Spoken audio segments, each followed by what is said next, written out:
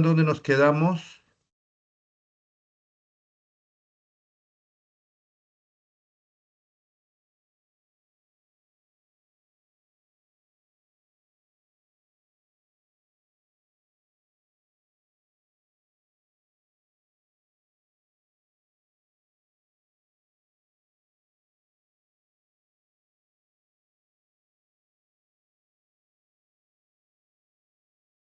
Acá, ¿no?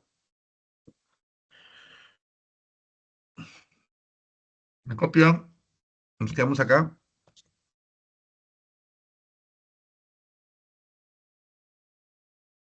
¿Me están escuchando? Sí, doctor. Confirmen. ¿Me escuchan bien?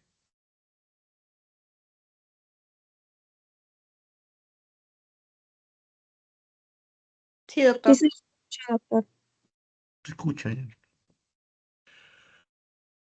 Bueno, en lo que se refiere al tratamiento farmacológico de la diabetes mellitus, empezamos con diabetes mellitus 2.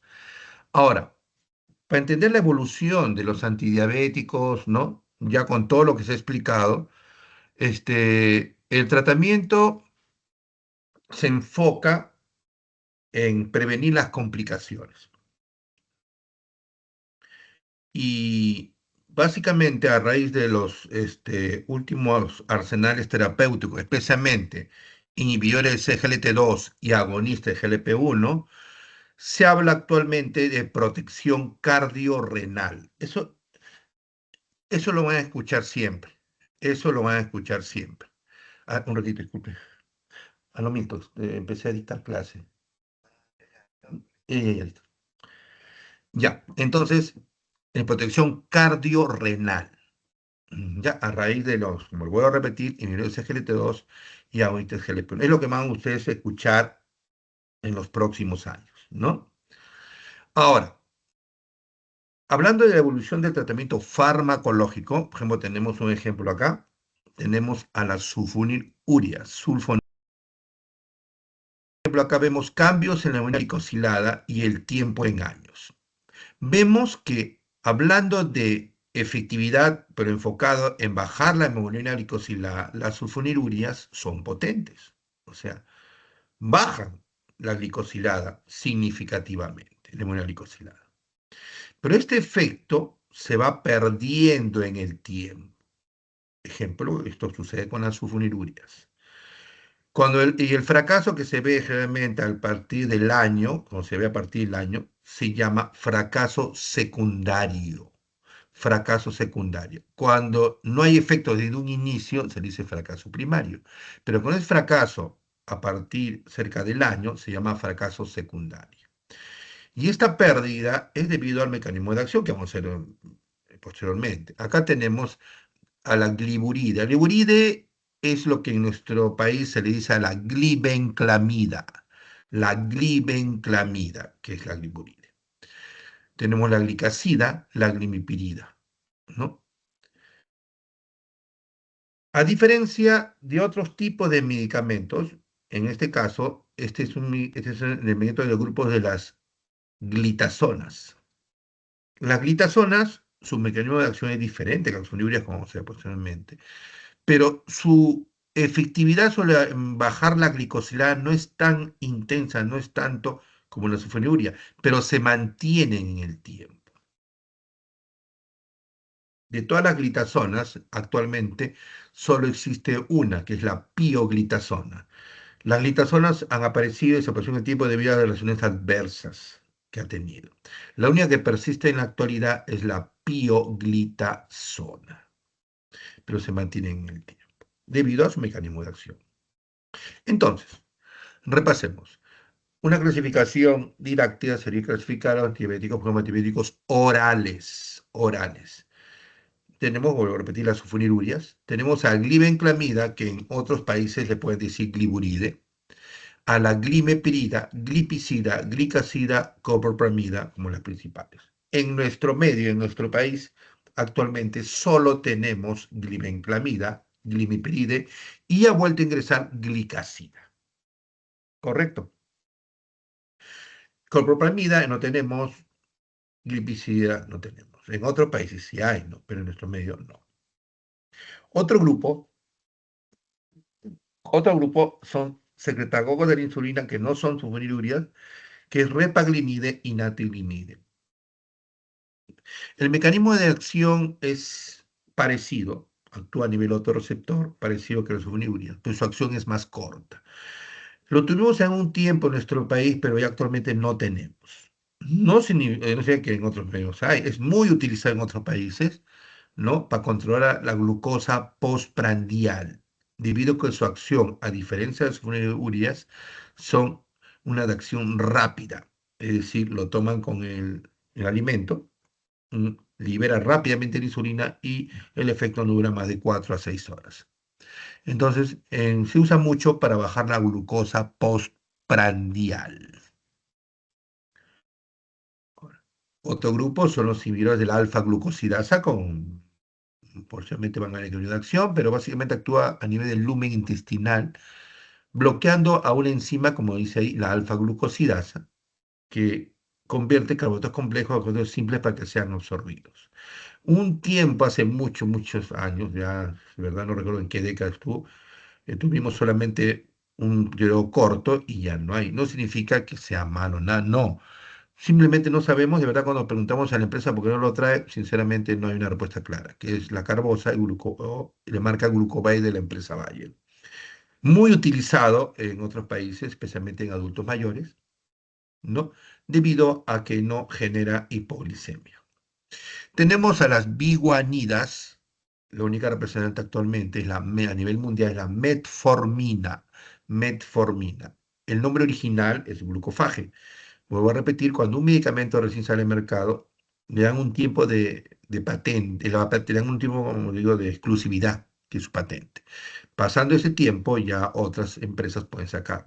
La metformina hay múltiples marcas, pero lo que he puesto entre paréntesis, generalmente lo que estoy poniendo es el original, el glucofage, metformina. Inhibidores de la DPP4, hay muchas, pero las principales, sitagliptina, vildagliptina, linagliptina, saxagliptina. Todas ellas las tenemos en nuestro medio.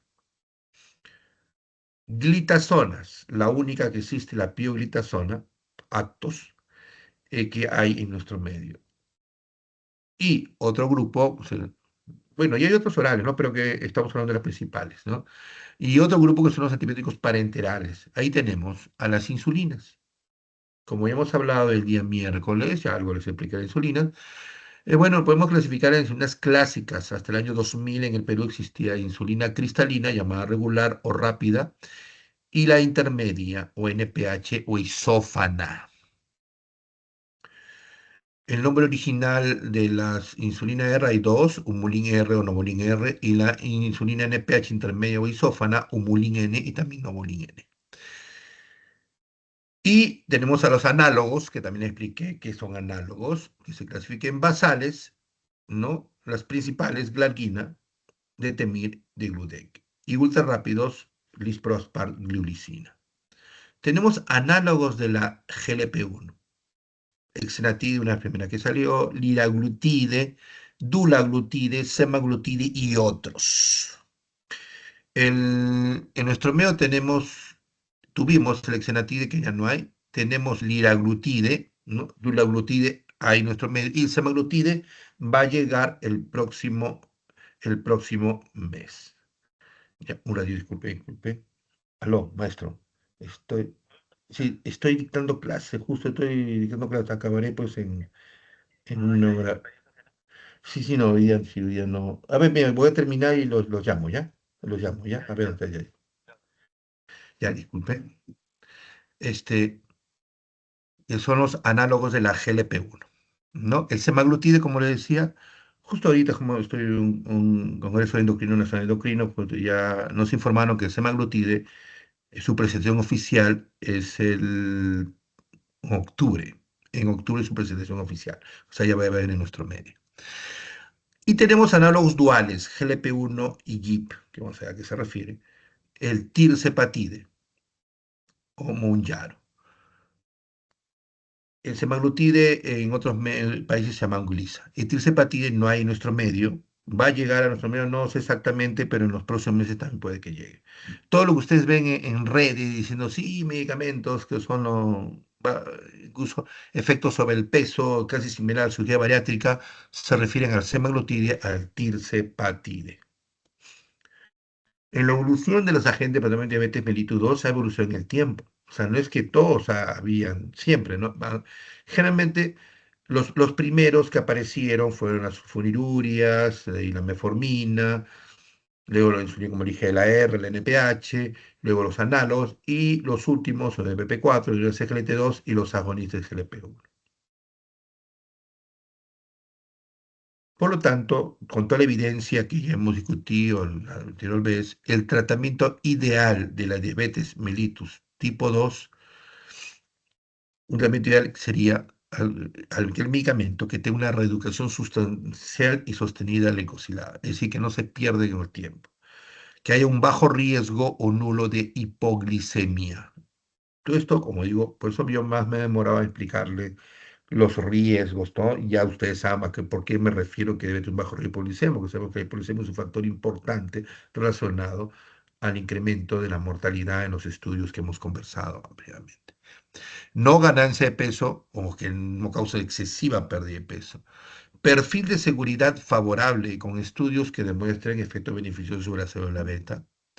Mejoría de la sensibilidad a la insulina, es decir, disminución de la resistencia a la insulina, disminución de la producción hepática de glucosa y depósitos óseos grasos, aumento de la síntesis y secreción de insulina, reducción de los niveles de glucagón, que es la principal hormona hiperglicemiante, y reducción de la enfermedad cardiovascular, y acá falta agregar la reducción de la enfermedad renal, o como actualmente ya estamos viendo, reducción de las complicaciones cardiorrenales.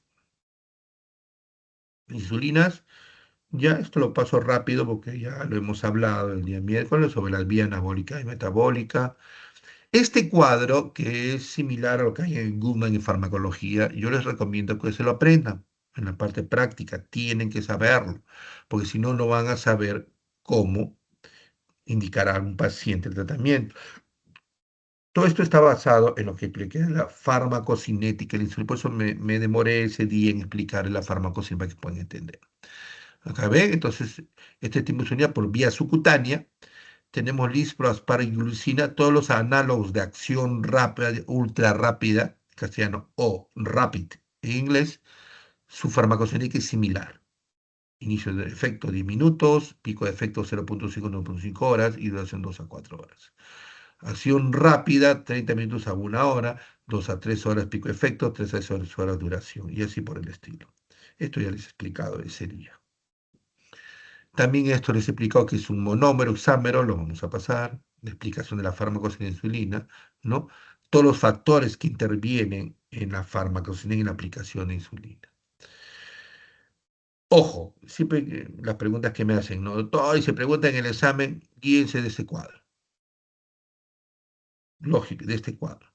Si hay preguntas sobre farmacocinética de insulina en los tiempos, guíense de este cuadro. Porque en estos gráficos que he puesto más como cosa didáctica puede variar la hora que ponen ahí. Y si todo cuál es, no. Bueno, guíense el cuadro primero. Y lógico, pues yo no voy a poner, pues yo no voy a poner 0.6 a 1.2 horas, no, pues, o sea, es 0. Por ejemplo, inicio de efecto 10 minutos, pues, una 30 minutos, otro va a poner media hora, pues, o no, o 1 hora, algo groseramente diferente, ¿no?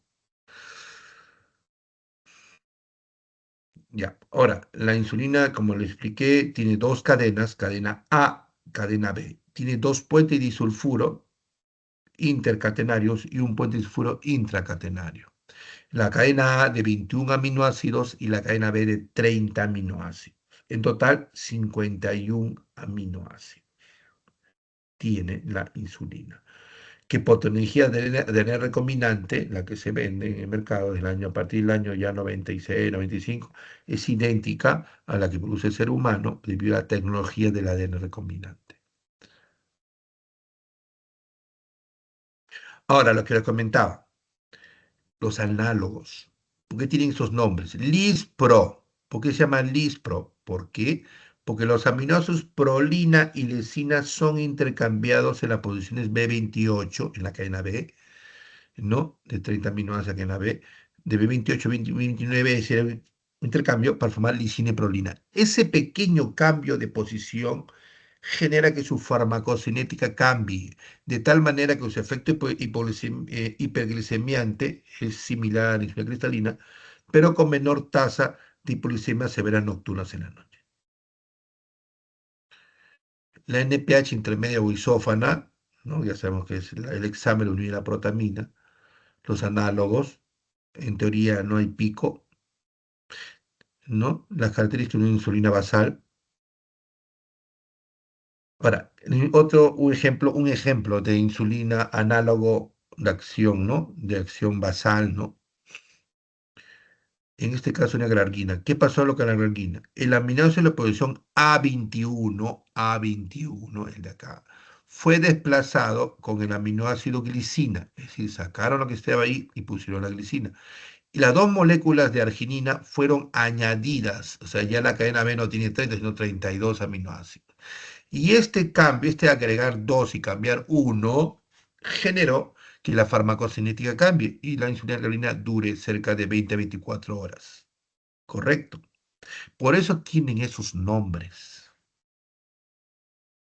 Los ejemplos que le puse, ¿no? Entonces, por lo tanto, por ejemplo, cuando tenemos NPH, habría que para cubrir en un diabético tipo 1, que es el método de reemplazo, tiene que ponerse 2 dosis de NPH para cubrir todas las 24.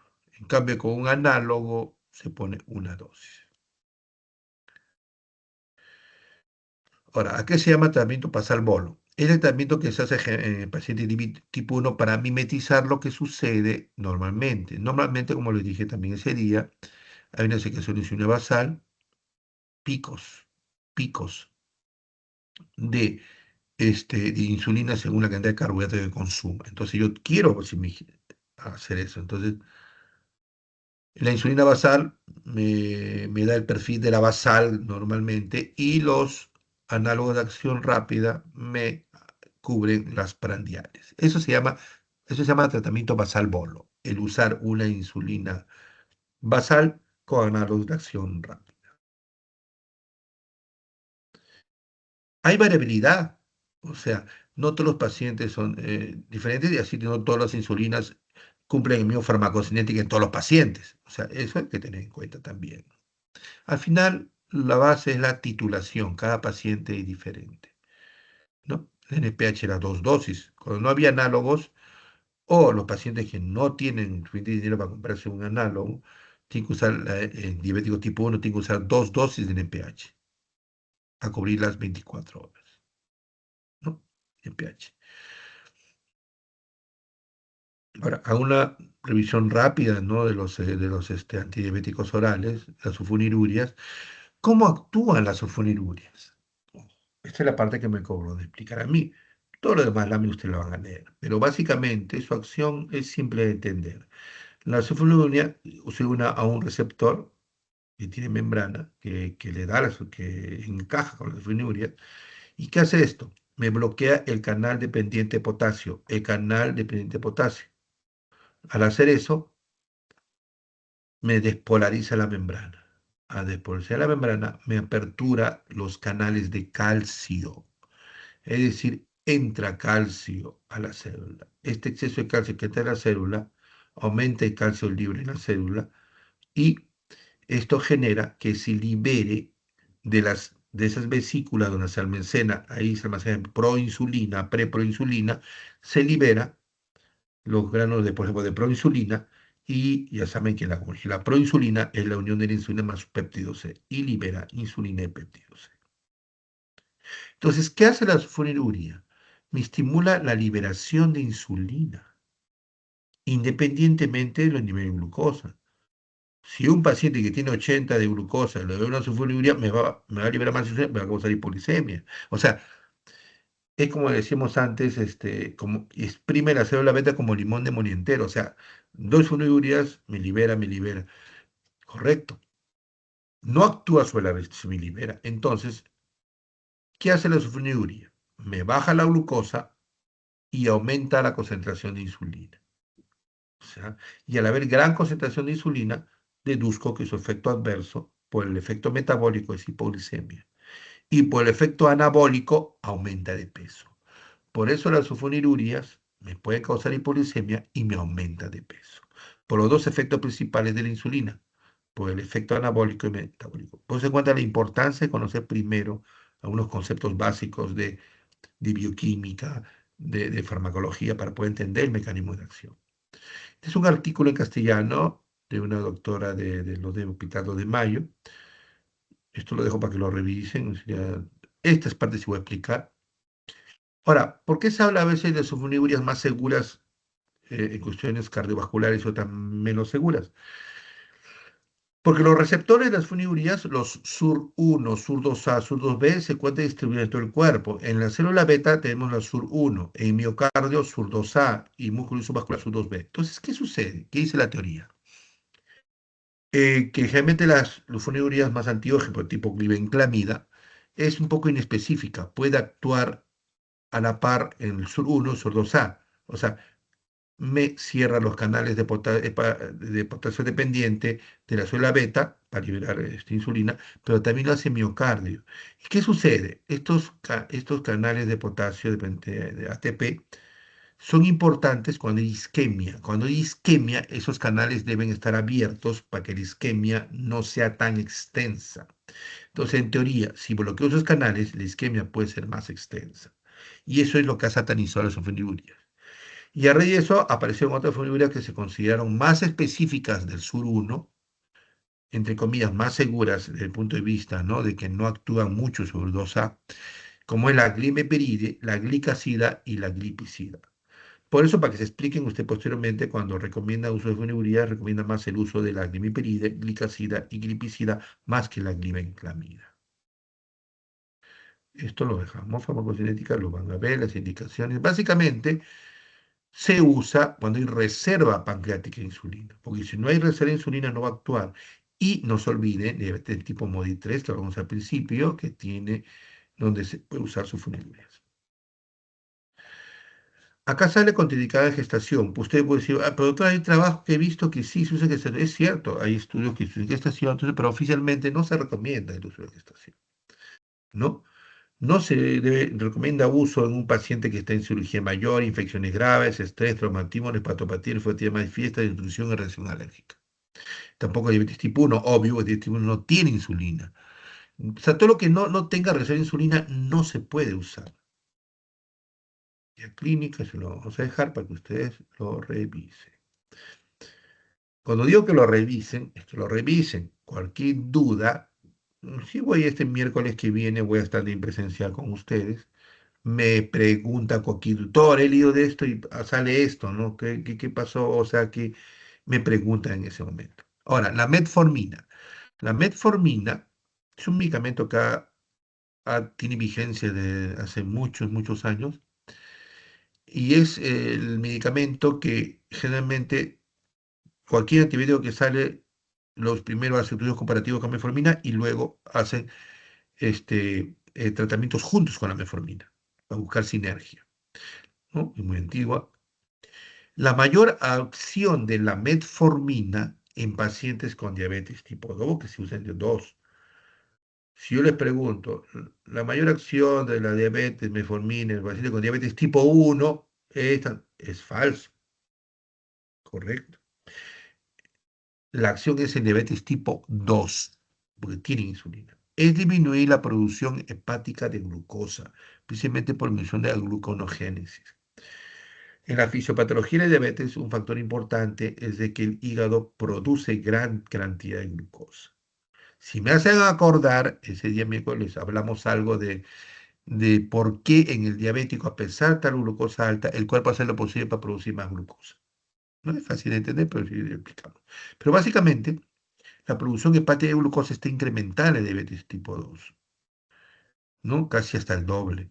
Y la producción hepática de glucosa es primero por glucogenólisis, que es la relación de glucógeno, y por gluconeogénesis, que es formación de glucosa a partir de precursores. Ahora, esta disminución de la producción hepática de glucosa es especialmente por disminución de la gluconeogénesis. La gluconeogénesis y la formación de glucosa de nuevo a partir del lactato, de la alanina, de la glutamina y del glicerol. ¿Cómo actúa la metformina? Su mecanismo de acción a nivel celular.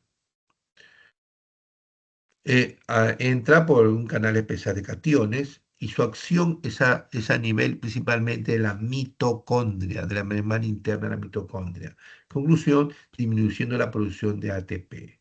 También, ¿no? Ya, a otros niveles, pero principalmente en la membrana interna de la mitocondria. Esta disminución de ATP da menos energía para que se produzca la glucosa.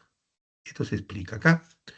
La acción clave es inhibir la gluconogénesis. La gluconogénesis, por lo que escogen el lactato, alanina, glutamina, glicerol, se necesita energía, ATP, para generar glucosa. Entonces, la acción clave es la inhibición de la gluconogénesis y la mitocondria, básicamente disminuye la producción de energía. ¿Cómo?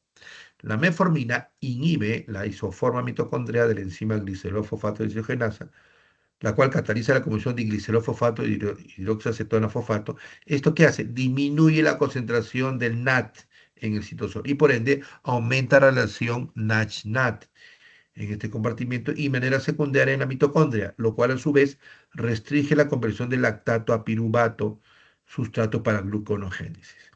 Por eso es que aumenta el lactato. Como bloquea este nivel, aumenta el lactato. Así la producción hepática de glucosa disminuye y los excesos de glicerol y lactato son liberados al plasma. Por eso se dice que la metformina puede generar incremento del lactato. Otro mecanismo de acción es inactivación del complejo 1 mitocondrial de la cadena de electrones, lo cual disminuye la oxidación del NASH y por ende la producción de ATP y aumenta la disponibilidad de ADP y AMP. Conclusión, disminuye la fuente de energía.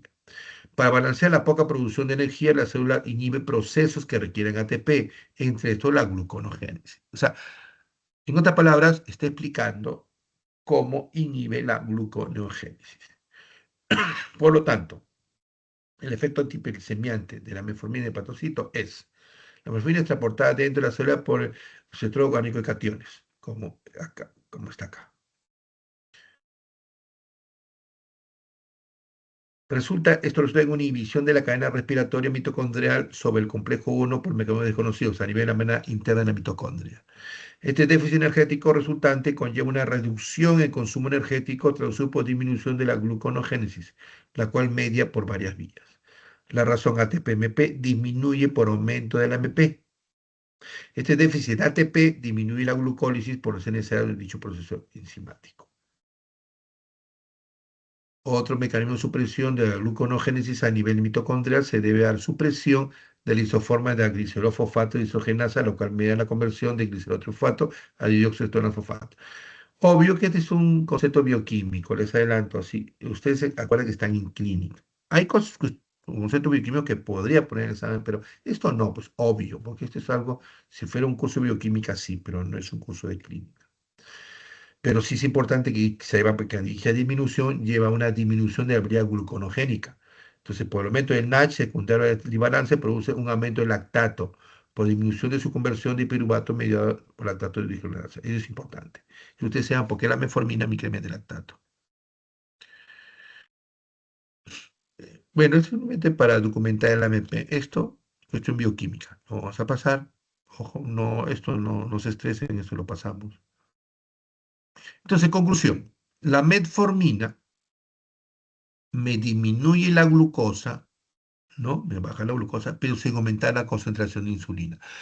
Por lo tanto, al no incrementar insulina en sangre, no me produce hipoglucemia o en todo caso tiene una muy baja tasa de hipoglucemia y no me aumenta de peso.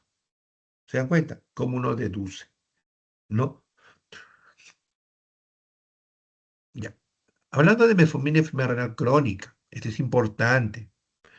La FDA revisó directrices para el uso de metformina en enfermedad renal crónica, 16, recomendando el uso de la tasa de filtración glomerular en lugar de creatinina sérica para guiar el tratamiento. En mis tiempos era con creatinina. Creatinina no más de 1.5 en varones, 1.4 en mujeres, no usa metformina, así era, ¿no? Pero con el tiempo ya cambió, es así. Se recomienda más usar la tasa de filtración glomerular. Esta guía revisada de la FDA, que lo usaron posteriormente, establece: uno, no se olviden nunca, esto es importante, esto es clínica, esto es su curso, esto es lo que se debe preguntar. Contraindicado en individuos con una tasa de filtración glomerular menos de 30. mililitros por minuto por 1,70 metros cuadrados. La tasa de filtración glomerular debería ser monitorizada mientras se toma metformina. Beneficios y riesgo de continuar el tratamiento debería ser revaluado cuando la tasa de filtración glomerular cae a menos de 45. Es decir, la tasa ya cae a menos de 45 y el paciente va bien o no va bien. Si va bien, bueno, continúo. Si no, mejor lo retiro. Pero no debe ser iniciada en individuos con tasa de filtración glomerular menos de 45. En otras palabras, si el paciente tiene una tasa, por ejemplo, de 40, yo no voy a iniciar metformina, no se recomienda. Pero si el paciente ya viene utilizando metformina y va muy bien, y su tasa llegó a 40, yo evalúo, va bien, que continúe, es diferente. Pero no se inicia si está menos de 45 la tasa, filtración glomerular. Descontinuarla temporalmente previa a procedimientos de imagen que utilizan una sustancia de contraste en individuos con una tasa de filtración de 30 a 60. ¿Sí? Si el paciente tiene de 30 a 60, suspende la metformina y no reiniciarla hasta que se va a su otra prueba de creatinina o tasa de filtración glomerular. Pero en general, cuando está menos de 30, no se usa. En otras palabras, baja menos de 40, o 30 a 45, si viene utilizando, puede volver que siga usando. Pero si no está usando, no se inicia con esa tasa menos de 45. Pero si llega a menos de 30, sí se recomienda mejor suspender. Suspender definitivamente. ¿Correcto? Lo revisan, por favor. En 9.885 pacientes solo se dio un caso por insuficiencia láctica en 20 meses de tratamiento. O sea, sí se describe. Sobre todo cuando está mal indicado. Cuando usan, si tienen un paciente que tiene hipoxia tisular, ¿qué paciente tiene hipoxia tisular? Paciente con sepsis, complicado, crisis hiperglicemia, no va a usar metformina. Por lo tanto, los criterios de exclusión para su uso son enfermedad renal y hepática, no, pero severa, insuficiencia cardíaca o respiratoria severa, infección severa, o sea, severas, alcoholismo, historia de acidosis láctea y uso de sustancias de contraste endovenoso. Pasamos. Esto del uso, pues en todas las cosas que se usa. Este es el último, prevención de cáncer, todavía no está aprobado, pero ya hay estudios que refieren que incluso con 500 miligramos se ha encontrado cierta prevención. Y eso en la clase de obesidad lo vamos a ver. Glitazonas, ¿a qué nivel actúan? Acción primaria, reduce la resistencia periférica a la insulina e incrementa su acción, pero sin que aumente su secreción. O sea, me baja la resistencia, o sea, me baja la glucosa si aumenta la concentración de insulina, ojo. No presentan hipotoxicidad significativa, producen glicosilada más o menos en 0,5-1,5% y producen un efecto gradual sobre la reducción de la glucosa, alcanzándose la respuesta máxima tras 8 semanas de su inicio. Cuando recién salió este medicamento, le daban así emocionado al paciente, y era carísimo, pero no le explicaban que va a demorar en bajar, o sea, no es que le dé y a la semana ya está bien, no, demora. Entonces el paciente, pues 2, 3 semanas no le baja la glucosa, no va bien, no, lo deja. Eso es muy importante clínicamente, que la respuesta máxima es a las 8 semanas de iniciar el tratamiento. ¿A qué nivel actúa? Actúa el complejo enzimático del PPAR, pero el PPAR gamma, que especialmente está en tejido adiposo y hígado de músculo, mejorando la sensibilidad de insulina. Por lo tanto, ejerce su acción primaria a través de la activación de los receptores nucleares específicos denominados receptores activados por porfiradores de peroxisomas, PPAR. Hay 3 subtipos de estos receptores, alfa, gamma y delta. La mayoría de los datos sugiere que los efectos antidiabéticos de la glitazona están relacionados a su capacidad para unirse al subtipo PPAR gamma y activar. No actúa en el alfa y delta, sino en el gamma. Ahora, como decía, baja la resistencia, pero uno deduciría, entonces no causa hipoglucemia, sí es cierto, o baja tasa de hipoglucemia. Entonces no aumenta de peso, pero no, sí aumenta de peso. ¿Pero por qué razón? Porque moviliza grasa visceral al tejido subcutáneo y puede causar retención de líquidos. Entonces, por esas razones, a pesar de no aumentar con la insulina, aumenta de peso. ¿Correcto? Básicamente por una movilización de grasa de la visceral, que es la mala a la subcutánea, y por retención de líquido, ¿no? Entonces, tiene efecto para disminuir la grasa visceral, por eso disminuye la resistencia a la insulina. La carbosa bloquea la absorción de carbohidratos, por lo tanto se usa para tratar hiperglicemia postprandial, disminuye la glicosila modestamente 0,5-1%, Puede causar, ojo, aumentar la carga osmótica en el intestino, flatulencia y elevación de enzimas hepáticas, en algunos casos. Las que hay a nivel mundial, carbosa, militol, bogibose, más conocida la acarbosa, ¿no? A nivel intestinal. Agonista del receptor GLP-1 y de PP4. Ahora, para entender este tipo de acción de estos medicamentos hay que saber esto. Ahora, hace mucho tiempo, este es un trabajo muy antiguo, dijeron, a ver, damos glucosa a un paciente por vía oral y otro grupo paciente por vía endovenosa. ¿Cuál glucosa, por qué vía oral o endovenosa me puede incrementar más la liberación de insulina? ¿La oral o la endovenosa? Uno diría pues, la endovenosa, porque de frente va a la vena, de frente a la célula beta y estimula. Y la oral también tiene que absorberse. Bueno, es la deducción. Pero ¿qué se observó? ¿Qué se observó? Se observó, bueno, cuando aplicaban oral y endovenosa, bueno, la endovenosa elevaba un poquito más, pero no diferencia muy significativa. Pero en todo caso, ambos elevaban parecido la glucosa en sangre. Pero ¿qué pasaba con la insulina? La glucosa oral me estimulaba más liberación de insulina que la endovenosa. Dijeron, ¿pero qué pasó acá?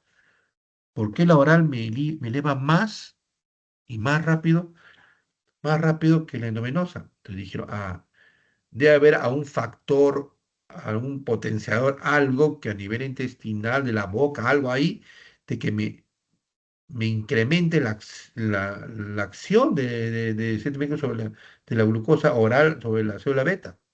Este efecto lo llamaron efecto incretina. En otra palabra, factor intestinal llamado incretina. Vean el año. Y esto es mucho más antiguo incluso. Efecto incretina. Y cuando analizaron cuáles eran las sustancias que tenían este efecto incretina, encontraron varias. La secretina, el GIP, BIC, glucagón, péptido similar al glucagón, GLP-1, GLP-2, glicetina, oxitocina. Todos ellos estimulan la secreción de insulina en dosis farmacológicas. Pero y el GIP y el GLP-1 eran responsables del 50% de la secreción de insulina. O sea, de todos ellos, los más importantes era el GIP y el GLP-1. El GIP y el GLP-1. Y cuando analizaron el efecto de estas dos hormonas, GLP-1 y GIP, vieron, especialmente GLP-1, que sus efectos eran, oh maravilla, los efectos que buscamos nosotros ideales en un tratamiento diabético. El GLP-1 es liberado por las células L en el ilion y colon. El GIP por las células K del duodeno. El GLP-1 estimula la respuesta a la insulina por las células beta de modo dependiente de glucosa. Es decir, más glucosa, más insulina. Más glucosa, menos glucosa, insulina. Es un efecto inteligente de eso. Inhibe la secreción de glucagón de las células alfa de modo dependiente de la glucosa. El glucagón es la principal hormona hiperglicemiante, es decir, más glucosa, menos glucagón. Menos glucosa, más glucagón. Inhibe el vaciamiento gástrico. Entonces, todo medicamento que me inhibe el vaciamiento gástrico me causa sensación de llenura. Es decir, me baja el apetito. Y reduce la ingesta y peso corporal. Es decir, oh, maravilla, este efecto lo quiero. Y el GIP estimula la respuesta de insulina solamente de modo de depender de la glucosa, igual no afecta el vaciamiento gástrico, pero no tiene efecto significativo sobre la saciedad ni el peso corporal solito. Bueno, entonces dijeron, yo quiero estos efectos, pero cuando empezaron a estudiar este GLP-1, este, rápidamente era degradado en el suelo. Por eso que los primeros estudios se hicieron con infusiones endovenosas de GLP-1. O sea, rápidamente era degradado. Tenía una vida media más corta que la insulina, 1 a 2 minutos. Y porque había una enzima recontra efectiva que lo degradaba, que era la enzima DPP4, dipeptidilpeptidasa 4. Esta enzima degradaba al GLP-1 activo y lo convertía en inactivo. Entonces, ¿qué dijeron? Bueno, pues yo quiero el efecto del GLP-1, entonces, ¿qué hago? ¿Bloqueo esa enzima o hago un análogo, hago un del GLP-1 que sea resistente a esa enzima? Pues yo quiero el efecto. Y es así que sintetizaron medicamentos que me inhiben esa enzima. Y así también, análogo resistente a la de PP4, lo cual producía estos análogos que eran de vida más larga, ¿no? Entonces, así aparecieron las terapias basadas en el efecto incretina, que en resumen eran inhibidores de PP4 que vienen encima y agonistas del receptor GLP-1, ¿no? Estos agonistas no eran resistentes al DPP4, ¿no? Y así aparecieron, ¿no? Liraglutide, gisenatide, etc. ¿Y qué diferencia había? Ahorita es GLP-1, el receptor GLP-1 y inhibidor de BP4. Los receptores GLP-1 todos se aplican por vía subcutánea. Hay una excepción, que es el semaglutide, que tiene una presentación oral, pero todos los demás son el mismo semaglutide tiene aplicación subcutánea y todos los demás son subcutáneos. Y de PP4 es oral. Los niveles del GLP-1 que se logra con los receptores GLP-1 se consiguen concentraciones llamadas farmacológicas, más de 5 veces los valores normales. En cambio, el BP4 se consigue valores fisiológicos 2 a 3 veces, no muy intenso. Por lo tanto, el que me producía todos los efectos del GLP-1 no era el BP4, eran los agonistas del GLP-1, ejemplo. Por eso es que efectos sobre el vaciamiento gástrico, los agonistas del receptor GLP-1 sí, en cambio, los de BP4 no. Los agonistas del receptor GLP-1 sí me reducen el apetito, en cambio el BP4 no. Por lo tanto, el receptor GLP-1 me baja de peso. El PP4 tiene un efecto neutro sobre el peso. O sea, ni me sube ni me baja. Efectos adversos, el receptor GLP-1, náusea, sensación de llenura, ejemplo. Y el PP4 podría elevar enzimas hepáticas, algunos de ellos. Entonces, en conclusión, la diferencia básica entre los receptores GLP-1 y los PP4, en que el PP4 es oral, este es subcutáneo, y que los efectos sobre el peso son más potentes, porque los efectos farmacológicos, es de los agonistas del receptor GLP-1. Los inhibidores de PP4 hay varios, muchos, ya les dije cuál es nuestro medio, se han aparecido durante el tiempo. Tiene diferentes semejanzas. Realmente acá lo dejo para que lo revisen. Yo he tratado de traducirlo, lo he traducido y le he puesto en bonito para que no se pierda. Esto lo revisan, por favor. Vean efecto de sobrepeso neutro. No se requiere dosificación. Esto lo leen, por favor. Y cualquier duda, el miércoles. Yo voy a llegar el miércoles. ¿Alguna duda de la clase? Ya. Diferencias también. Efectividad, seguridad. Inhibidores CGLT2. Ahora, los receptores CGLT2 están distribuidos en el cuerpo. Básicamente, pues si hablamos del 1 y el 2, en la nefrona predomina el CGLT2 en un 90% y el CGLT1 un 10%. Y a nivel intestinal es al revés, predomina el CGLT1 y menos CGLT2. ¿Qué hacen estos canales? Estos canales. Me reabsorben glucosa. ¿No? Ejemplo, de los 180 gramos de glucosa que se filtra por día, reabsorbe tanto que solo se elimina 1 gramo. O sea, casi más del 99.9% lo reabsorbe. Entonces, ¿qué sucede si yo bloqueo este inhibidor de CGLT2? Ya no lo reabsorbe, se me escapa la glucosa. Entonces, se va la glucosa por orina. Entonces, hay una sobrecarga de glucosa a nivel urinario. Pueden deducir ustedes los efectos adversos que puede producir, ¿no? Mayor sobrecarga de glucosa en urinaria, puede haber infecciones genitales, infección urinaria en algunas personas. Entonces, ese es el efecto. Que es un efecto encontrado modesto y como eliminada glucosa, que es calorías, cierta baja de peso. Bueno, hasta ahí, ¿no? Pero a raíz de los estudios que ya hablamos, nosotros, recuerda que hablamos en el 2008, a raíz de los estudios que demostraron que por bajar más la glicosilada aumentaba el riesgo cardiovascular, se morían más. Entonces, ¿qué pasó? A raíz de los requisitos que el FDA puso en 2008 para que los medicamentos hagan estudios de seguridad cardiovascular para entrar al mercado, se salieron unos que tomó sorpresa a todos, ¿no? Que hubo tres SGLT2 disminuían el riesgo cardiovascular hasta entonces y después el riesgo renal muy significativamente en palifosina, cranfina y dapaglifosina.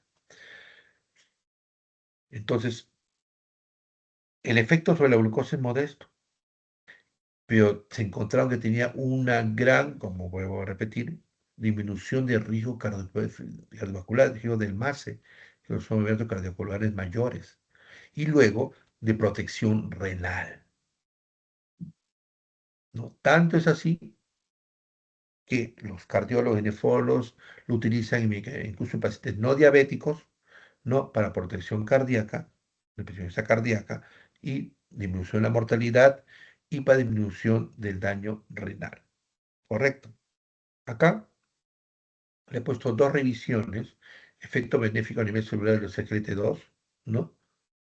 Una revisión de la parte, ¿no? Cómo actúa a nivel celular, ¿no? Les he traducido. Yo soy sincero, esto le he puesto para que lean, pero no les voy a poner preguntas, así que no se me estresen, de esto no. Pero para que vean ustedes, ¿no? A qué nivel actúa. Cada vez está apareciendo más efectos. Ahorita, por ejemplo, en los congresos como el de ahora, se habla de presión cardiovascular definitivamente, pero también se está encontrando, ¿no? Especialmente con los GLT2 y GLP-1, con el GLP-1, incluso protección contra la demencia en los ancianos, ¿no?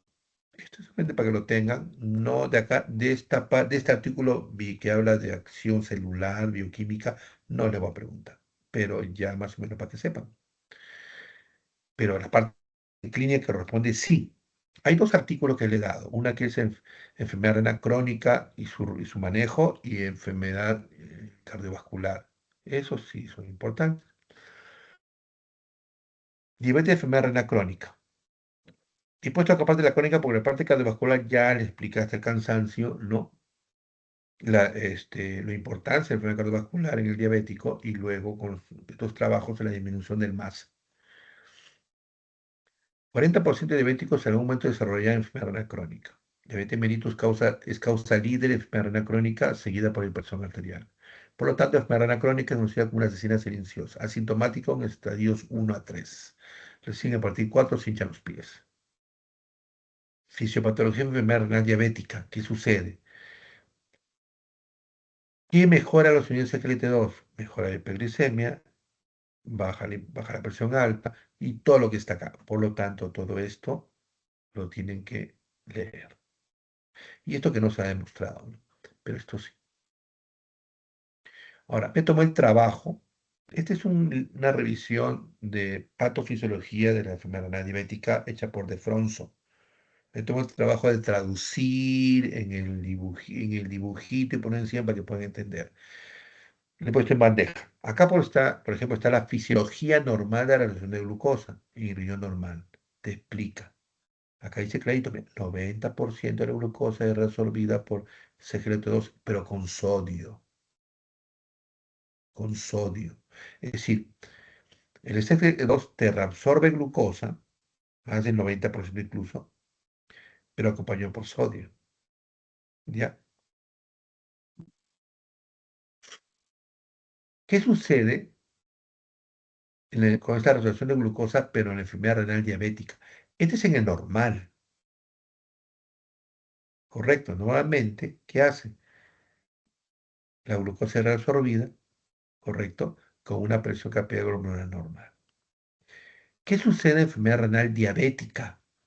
Aumenta la filtración de glucosa, más glucosa y de sodio. Aumenta la presión capilar glomerular. Hay hipertrofia glomerular. Por lo tanto, hay una vasodilatación arterial aferente. Aumenta la reducción de glucosa y de sodio, es decir, reabsorbe mucho más. A pesar de estar la glucosa alta en sangre, la nefrona reabsorbe mucho más glucosa. Vasoconstricción de la arteria deferente, disminución de la distribución de sodio al aparato glomerular. Por lo tanto, conclusión, aumenta esta presión glomerular, hay una hipertrofia tubular y hay glucosuria. Todo esto sucede en la enfermedad renal diabética, todo esto. Y en el tercer gráfico está qué hacen los riñones secretos a este nivel, en la enfermedad renal diabética. ¿Qué hace? Disminuye la absorción de glucosa y sodio, hace que se elimine más glucosa. Normaliza la presión glomerular, disminuye la filtración de glucosa y de sodio, se revierte la vasodilatación, se revierte la vasoconstricción de la eferente, aumenta la retroiluminación de la mácula densa y aumenta la liberación de cloruro de sodio a la patología glomerular. En otras palabras, acá les pongo la fisiopatología de la enfermedad diabética y acá lo que hace los SGLT2 en contra de eso, pues eso mejora. Por esa es la razón de que la teoría dice, esa es la razón por la cual estos inhibidores SGLT, estos medicamentos, empalifosina, dapalifosina y canalifosina, me restituyen, me disminuyen el daño renal. En la enfermedad renal diabética, ¿qué sucede? Este de la patofisiología, ¿no? Incrementa la presión corporal glomerular. Esto le va a servir para ustedes también para nefrología, si es que no llevan nefrología. Aumenta la filtración de glucosa y cloruro de sodio, hipertrofia proximal, aumenta los factores de crecimiento, inflamación, fibrosis, estrés oxidativo, pérdida capilar petular y medular, causa hipoxia. Y todo. No olvidarse que el SGLT2, ojo, reabsorbe sodio y glucosa. Entonces, al eliminarlo, elimino sodio y glucosa. Entonces, en un paciente que elimina sodio y glucosa por orina, baja la glucosa en sangre, baja la sobrecarga de sodio y disminuye la presión arterial. Y ahora, enfermedad renal diabética, pero usando inhibidores SGLT2, normaliza la presión glomerular y todo lo que está acá. Entonces, acá está explicado bien, ¿no? Todos los beneficios de los SGLT2, correcto. Eso le va a servir para, ya les di esta clase en PDF, esto le va a servir para entender posteriormente, como lo voy a repetir. Estos medicamentos SGLT2 ya salió del grupo antidiabético, es un antidiabético, pero ya los cardiólogos los utilizan como protector de muerte cardiovascular y disminución del MAS y los nefrólogos como daño renal, independientemente sea diabético o no. Es más, ya entraron al petitorio farmacológico, especialmente yo en el hospital, que tengo la jefatura, estoy pidiendo, ya salió la resolución en el seguro, para que entre al petitorio, estoy ya pedido según los cálculos cuánto necesito. Es decir, pues ustedes ya deben saber manejar así los inhibidores secretos. En el podocito, ¿qué sucede? Razones para considerar enfermedad renal no, o sea, tienen un paciente diabético que hace daño renal, pero sospechan que ese daño renal no es por diabetes es por otra cosa. Es decir, razones para considerar una enfermedad renal no diabética en una persona con enfermedad renal crónica y diabetes. Si es diabetes tipo 1, que tenga menos de 5 años. Es raro que un diabetes tipo 1 en menos de 5 años haga daño renal por la diabetes. Si hay daño renal significativo en un diabético tipo 1 menos de 5 años, pensar en otra causa. Sedimento de orina activo, que contenga, por ejemplo, glóbulos rojos, ¿no? O cilindros, ¿no? Celulares sospechosos. Entonces, no, eso no produce la enfermedad, la diabetes, debe haber otra causa. Que el paciente tenga un control aceptable de la glucosa. ¿Está llevando bien la diabetes y haga daño renal? Qué raro. Un rápido declinación, una rápida disminución de la tasa de filtración glomerular. Generalmente el daño renal por diabetes es progresivo, no es brusco. Rápido incremento o muy alto incremento de excreción de albúmina, ¿no? O sea, un rápido incremento de la unidad de creatinina. Es decir, vuelvo a repetir, la enfermedad diabética no es tan abrupta. No retinopatía una persona con diabetes tipo 1, con diabetes tipo 1. Ejemplo, ya sabemos que la enfermedad renal es un daño microvascular. La retinopatía diabética es microvascular. Entonces, si un paciente tiene daño significativo renal y hago fondo de ojo y no hay nada, significa que, ¿por qué va a ser selectivamente? Entonces, no, de repente lo que tiene el riñón no es por la diabetes, sino es por otra enfermedad. Y es importante terminar un nefrólogo, el tratamiento es totalmente diferente. Y antes, por ejemplo, eran indicaciones de biopsia, ¿no? Pero actualmente no, ya no hacen biopsia los nefrólogos, sino estudian de otra manera, ¿no? el tamizaje. En general, diabetes tipo 1, por el gráfico, acuérdense la torta de colores que les puse, o sea, más propenso al diabetes tipo 1. En tipo 1 se recomienda hacer cada 6 meses, ¿no? En el tipo 2, cada año, ¿no? Como les digo, esto en el artículo que les doy, esto que les he puesto es importante. Esto, porque yo no acostumbro poner estas cosas en las clases, pero es porque simplemente para explicar que eso tienen que leerlo, ¿no? Eso, y son lo que está marcado en el artículo. Esto tienen que leerlo. Especialmente las que son recomendaciones A. A. Ahora, acá hay unas recomendaciones clínicas representativas. Por ejemplo, les dejo el 2023, la guía europea, el CADIGO 2024, que es donde cambió ya, el 25 mantiene igual, cambió las indicaciones. CADIGO viene a ser como digo, la asociación que determina los parámetros para los nefrólogos para el tratamiento de daño renal. Y tiene esto bien didáctico. Ejemplo, que ven acá. Manejo de la enfermedad cardiovascular en la diabetes mellitus 2. Un ratito. Estoy en clase, termino y te llamo. ¿Ya? Ya, ya, ya, ya. Ya. Ejemplo, tenemos cómo se presenta el paciente, si se presenta con enfermedad cardiovascular, diabetes tipo 2. Si tiene diabetes y enfermedad aterosclerótica, esto es enfermedad aterosclerótica, diabetes aterosclerótica, ¿qué tengo que hacer? Tengo que reducir el riesgo cardiovascular independiente de control glicémico, porque les acabo de recordar que todos los estudios que han determinado protección cardiovascular y renal son independientes del control glicémico. Entonces, ¿qué se aconseja en estos casos? Cuando predomina la aterosclerosis, estas son las guías europeas, ¿no? Agonista del receptor GLP-1, en primer lugar, y en segundo lugar, inhibidores de GLT2. ¿Correcto? Si tiene diabetes mellitus e insuficiencia cardíaca, tengo que reducción de hospitalización por insuficiencia cardíaca en todos los pacientes con diabetes mellitus y insuficiencia cardíaca. O sea, disminuir el riesgo que se hospitalice nuevamente por eso. Primer lugar y único, inhibidores de GLT2. Y usted lo puede deducir, ¿ah? Si tienen dudas, piensen, el SGLT2 elimina glucosa y sodio. Ah, ya, entonces mejora la frecuencia cardíaca. Porque ahora la frecuencia cardíaca, ¿cuál es el tratamiento dentro de una frecuencia cardíaca aguda, descompensada? Diuréticos. Y diuréticos me contra sodio. Si tiene diabetes tipo 2 y enfermedad renal crónica, tengo que reducir el riesgo de cardiovascular y riesgo de falla renal. Primer lugar, inhibidor del SGLT2 y a la par incluso con finerenone, ¿no? Vean, no se olviden, este esquema es muy importante, no se olviden. Ahora, beneficios que he hecho un resumen yo. Beneficios según el tipo de fármaco. Pues se cuenta, todo en la actualidad tiene evidencia. A veces no podemos hablar de grupo farmacológico, sino los medicamentos que tienen evidencia. Diabetes más aterosclerosis. En esta palabra, reducción de riesgo cardiovascular. Que es lo mismo acá, pero he puesto ya específico qué medicamentos. ¿Qué medicamentos tienen beneficios sobre diabetes mellitus 2 y tengan aterosclerosis para reducir el riesgo cardiovascular? En primer lugar, agonista GLP-1. ¿Cuáles han demostrado, según estudios, este efecto?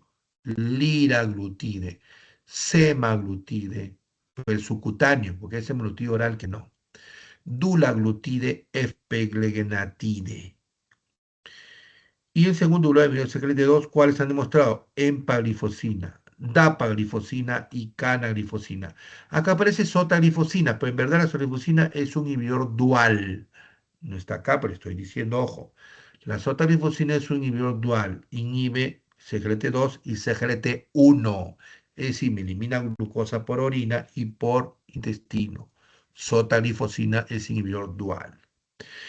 Diabetes mellitus 2 más insuficiencia cardíaca. Quiero reducir la hospitalización por insuficiencia cardíaca. Acuérdense, primero están los CGLT2. Todos son signos de CGLT2.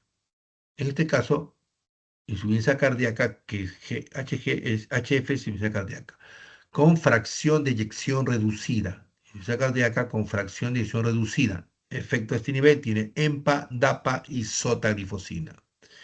Y insuficiencia cardíaca con fracción de eyección preservada o fracción de eyección moderada, canaglifosina, dapaglifosina y empaglifosina. Hipertiroidismo y diabetes tipo 2, enfermedad renal crónica, reducción de riesgo cardiovascular y falla renal.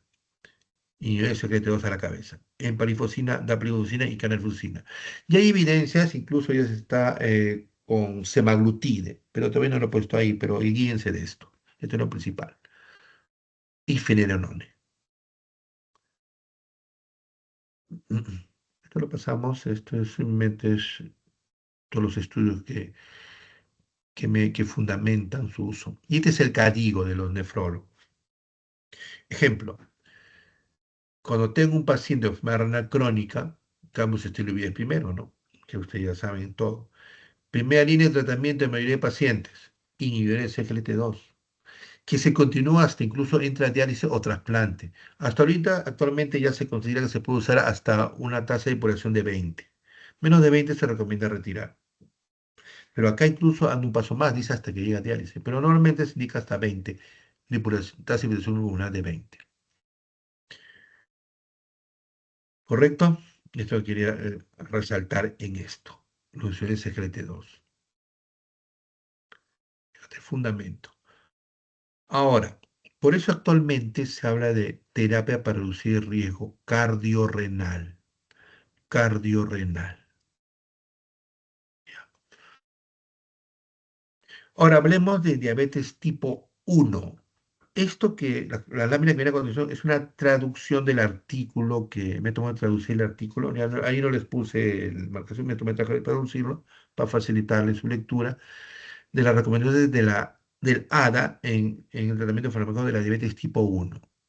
Básicamente recomendaciones A y B. Recuerden que la diabetes tipo 1 es un tratamiento de reemplazo, porque no producen insulina. Entonces, deben ser tratados con inyecciones múltiples diarias de insulina basal y prandial o infusión continua de insulina subcutánea. Deben usar análogo de insulina rápida para reducir los riesgos de hipoglicemia. Recuerden que les dije, cuando comparan análogo de acción ultra rápida con una cristalina, efecto hipoglicemiante similar, se diferencia en que los análogos de acción ultra rápida tienen menor tasa de hipoglicemia severa nocturna. Deben recibir educación sobre cómo elegir las dosis de insulina prandiales según ingesta de carbohidratos, lípidos y proteínas, además de con su actividad física. Es decir, en tipo 1 especialmente más que el 2. Los dos son educación básica, pero en tipo 1 más porque dependen mucho de lo que comen, deben saber qué cantidad de carbohidratos tienen, el concepto de índice glucémico, la actividad física, etc. En general, los diabetes con tipo 1 requieren 50% de su dosis de insulina como basal y 50% como prandial, en bolo. Pero esto depende de varios factores, incluyendo si el individuo consume alimentos de alto o bajo contenido de carbohidratos. El requerimiento diario total de insulina puede ser estimado según el peso. En diabetes tipo 1 es más factible más que en el 2, ¿no? Con un rango típico de dosis de 0,4 a 1 unidad por kilogramo por día. Ejemplo, si yo quiero darle 0,5 pues, unidades por kilogramo por día, entonces si el paciente pesa 60 kilos, sería 60 por 0,5 sería 30 unidades. De estas 30 unidades, de 50%, 15 unidades la pongo como basal, ejemplo, glargina, Degludec, ¿no? Y el 50% restante lo distribuyo según la cantidad de carbohidratos que tenga en una amortizada. No sé, dependiendo de qué coma, puedo poner, pues, si ya calculé que era 30, 15 basal, pondré, pues, no sé, 5, 5, 5, como se pone parejo, o pongo un poco más en el almuerzo si almuerza más carbohidratos, etcétera. Elevadas cantidades de insulina pueden requerirse durante la pubertad, embarazo y enfermedades concomitantes. La Asociación de Diabetes, la ADA, en la parte de tratamiento de diabetes juvenil, ¿no? Recomienda 0,5, pero es similar acá, 0,41 y acá 0,5. Con una dosis inicial típica en diabetes tipo 1 que se encuentran metabólicamente estables. Igual con la mitad como la prandial y para control glicémico prandial. Y la otra mitad como si la basal para control de glicemia entre los periodos de absorción de alimentos. Evolución de las insulinas. Ahora, en la tipo 2 también es traducción de la revista que les he dado. Estamos en estilo de vida, educación y soporte en el automanejo de diabetes mellitus, evitar inercia clínica. Inercia clínica cuando ya uso, porque todos lo usan, ¿no? Y los factores sociales de la salud deberían ser considerados en el manejo de diabetes tipo 2. La terapia farmacológica debería ser guiada por una persona centrada en los factores terapéuticos, centrados en el paciente, incluyendo las comorbilidades y los objetivos glicémicos. Recomendación máxima. En los adultos con diabetes tipo 2 y elevado riesgo de enfermedad arteriosclerótica cardiovascular, insuficiencia cardíaca y o enfermedad renal crónica, el régimen terapéutico debería incluir agentes que reduzcan el riesgo cardiorenal, es decir, agonía GLP-1 y inhibidores SGLT2. El manejo farmacológico con una eficacia adecuada para alcanzar y mantener los objetivos glicémicos deben de ser considerados como es la metformina y otros agentes, incluyendo la terapia combinada. El manejo del peso corporal es un componente que impacta en el manejo y procedimiento de diabetes tipo 2. El régimen terapéutico que debe considerar fármacos que mantengan el peso corporal dentro de los objetivos. Y si me bajan de peso, mejor. La metformina debería continuarse iniciada terapia con insulina, al menos que esté contraindicado o no se tolere, ¿no? Debido al mismo metabólico. Es decir, si uno hace insulina a un paciente, no tengo que retirar la metformina, lo puedo combinar. Terapia de combinación temprana, es decir, de un inicio, combinar medicamentos puede ser considerada en unos pacientes al inicio de tratamiento para extender el tiempo de fracaso de tratamiento. Es decir, combinar, por ejemplo, un DPP-4 con metformina o combinar medicamentos de un inicio, sí, también se recomienda. Insulinoterasia temprana debe considerarse si existe evidencia de catabolismo, es decir, el paciente viene muy descompensado, se chupa, baja de peso, glucosa alta, ¿no? Entonces mejor inicio con insulina para compensarlo y después paso a antidiabéticos orales. El manejo está haciendo el paciente, como ya les expliqué anteriormente, no todos los pacientes son iguales, ¿no? Debe conocerse los riesgos, comorbilidades, complicaciones cardiovasculares y renales, etcétera, etcétera, etcétera. Los pacientes con diabetes tipo 2 que tienen enfermedad cardiovascular aterosclerótica establecida o indicadores de elevado riesgo cardiovascular, enfermedad renal establecida o insuficiencia cardíaca, se recomienda un inhibidor SGLT2 y o un agonista del receptor GLP-1 con beneficio comprobado de enfermedad cardiovascular, como ya les he dicho, como parte del régimen de control glicémico y reducción del riesgo cardiovascular. Y no olvidar que esto es independiente del control glicémico o glicosilada. Preferir, cuando sea posible, un agonista receptor en lugar de insulina. Es decir, si un paciente no responde muy bien a los orales, bueno, y quieren usar insulina, se recomienda usar combinaciones de insulina con agonista receptor GLP-1 o solo agonista receptor GLP-1. Debido a que, al oído los efectos benéficos sobre el efecto, ¿no? Sobre el efecto del peso, sobre todo. Si se utiliza insulina, la terapia combinada con un agonista receptor GLP-1 se recomienda. El problema de esto siempre son los costos, ¿no? Por su elevada eficacia, duración del efecto, beneficio, el peso y policemia. Ojo que estos son recomendaciones A. No retardar la terapia intensificada para pacientes que no logran objetivo de tratamiento. Es decir, no voy a esperar que esperar 2, 3, 4, 5 meses. No, si se puede empezar ya, lo empezamos. El régimen terapéutico debe ser reevaluado en intervalos regulares cada 3 a 6 meses y ajustado según se incorporen factores que impacten en la dirección del tratamiento. Este es más dejado. Porque puede ser menos o más, dependiendo del paciente. Este cuadro, pues no lo ven, pero lo he puesto para ver que este cuadro, ojo, este cuadro sí me lo tienen que leer, pero así. Este cuadro sí, porque es un resumen excelente, preciso. No está completo, pero al menos es específico. Lo van a leer. Esto sí tienen que aprender. De acá sí saco varias preguntas, ¿ya? Por ejemplo, metformina, efecto sobre la glucosa, eficacia alta. Hipoglucemia, no. Efecto sobre el peso, neutro. Es decir, por el efecto sobre el masa, todo. Te explica acá y lo principal. Por favor, ya, estoy adelantando. Cualquier duda me preguntan el miércoles. La clase de obesidad y metabólico tiene mucho que ver con esto. Recomiendo que lo lean. Creo que nos damos un tiempito un día de estos para completarlo. ¿Qué día tiene posibilidad para completar la clase de obesidad y metabólico? ¿Me escuchan? ¿Aló? Sí, sí, Sí, doctor. doctor. Mañana con clase, ¿con qué tiene mañana? ¿Con quién? Con el doctor Carrasco. Ya, excelente, ya Carrasco, ya tiene que otro Carrasco. Ya, ¿para cuándo es su examen? Porque ustedes sí han empezado tarde. Por el 3 de septiembre, doctor. Hay tiempo ya, entonces ya vemos corriendo contigo qué momento doy la otra clase, o si no avanzo ese día. Este miércoles sí me ofrece para ir también allá. Igual, yo pienso empecemos 2:30 para poder avanzar lo que hay que avanzar, ¿ya? ¿Ya? Ya, doctor. Ya, por Sí, no hay favor, problema. revisen la clase de obesidad, por favor. que hay varias cosas que se repiten de la parte de obesidad visceral, pero también hay varias cosas que tienen que leer ahí. ¿Ya? Por favor. Muchas gracias.